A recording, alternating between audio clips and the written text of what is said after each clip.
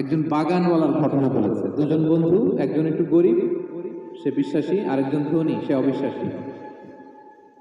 তাকে আল্লাহ তাআলা বিশাল বড় খেজুরের বাগান আর আঙ্গুরের বাগান দিয়েছেন, বিশাল বড়, অনেক বড় বিজনেস ম্যাগনেট।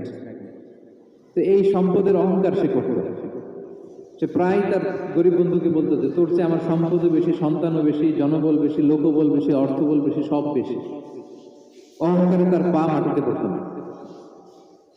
আর সে আখিরাতে অবিশ্বাস করত এবং সে বলতো যে এই সম্পদ আমারে বাঁচাবে, চিরকাল আমাকে স্মরণীয় করে রাখবে, এই সম্পদ কোনোদিন যাবে না। অনেক বড় বড় ধনীরা আছে, তারা এরকম মনে করে যে আমি এত বড় সিআইপি, হ্যাঁ, আমি এত বড় বিজনেস ম্যাগনেট, এই দিন বোধহয় আর চেঞ্জ হতে পারে না, আমার আজীবনই বোধহয় এত পাওয়ার থাকবে, এত সম্পদ থাকবে। এটা ভুল ধারণা। এটা কি ভুল ধারণা? এই যে তুরস্কে দুর্ভিক্ষ হইল না, আপনারা দেখছেন না যে অনেক সম্পদের মালিক বাড়ি ঘর ভেঙে রাস্তার ফকির।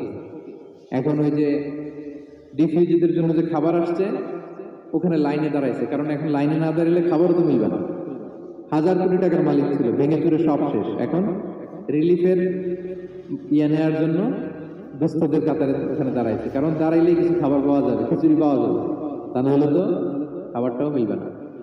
এই যে বঙ্গবাজারে আগুন লাগলো আমাদের বাংলাদেশে, 20টা-25টা দোকান ছিল অনেকের যাদের অন্যান্য বিজনেস আছে তারা হয়তো সার্ভাইভ করতে পারতেছে, কিন্তু এমন অনেক ব্যবসায়ী ছিল সব শেষ, জ্বলে পড়ে তার টাকা পয়সা পুঁজি স্বপ্ন সব শেষ। তো ধনীকে গরিব বানাতে আল্লাহর 1 সেকেন্ডও লাগে না। ওই বিশাল প্রাসাদ থেকে টেনে ভাঙ্গা থালা হাতে দিয়ে রাস্তায় নামাইতে আল্লাহর কয় সেকেন্ড লাগে বলেন তো?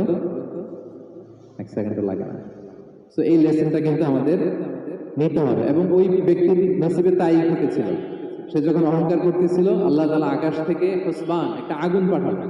ওই আগুন এসে তার আঙ্গুরের বাগান, তার খেজুরের বাগান, বিশাল মাইলকে মাইল এই বাগান চালিয়ে করে মুহূর্তের মধ্যে সারকার করে, এবং মুহূর্তের মধ্যে সে পথের ভিখারি, ফকির। এই ঘটনাটা এনে আল্লাহ তাআলা সম্পদশালীদেরকে রিমাইন্ডার দিলেন যে এই সম্পদের ফিতনায় তোমরা পড়ে যেও না। আমরা সম্পদশালী হলে বাস্তবতা অনেক সময় ভুলে যাই। সূরাতুল হুমাযাতে আল্লাহ তাআলা বলেন ইয়াহসাবু আন্না মালাহু আখলাদা। সম্পদশালীরা মনে করে এই সম্পদ আমাকে চিরকাল বাঁচিয়ে রাখবে, চিরকাল বোধহয় এই সম্পদ আমার হাতে থাকবে না, এটা হাতের ময়লা, আজ আছে কাল নাই।